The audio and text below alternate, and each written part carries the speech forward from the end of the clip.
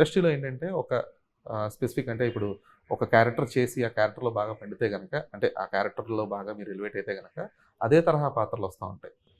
So ఇప్పుడు ఈ సినిమాలో బాగా ఇచ్చారని చెప్పేసి ఇంకొక ఈ సిస్టర్ క్యారెక్టర్స్, ఇంకోటి ఏడుపుగోడు క్యారెక్టర్లు అవే ఇస్తారనమాట. అది టెంప్లేటింగ్. అది ఇండస్ట్రీలో చాలా కామన్. ఎవరు రోషన్ కూడా ఫేస్ చేసే ఉంటాడు.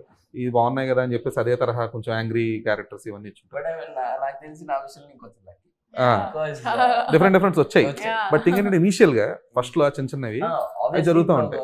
హీరో చిన్నప్పుడు చేస్తున్నా అంటే నెక్స్ట్ అదే వస్తాయి. సో ఆ టైప్ ఆఫ్ ఫియర్ ఏమైనా ఉండిందా? అలా ఏం లేదు, అలా అవే వస్తాయి అని ఏం లేదు. మనం ఇప్పుడు అది నచ్చితే చేస్తాం కాబట్టి అలా ఏం లేదు, ఫియర్ అంటే ఏం లేదు. నచ్చితేనే చేస్తాము అంటే థింగ్ ఏంటంటే, అంటే ఆ రిజెక్ట్ చేయడానికి రెడీగా ఉండే యాటిట్యూడ్ ఉంటే ఫైన్.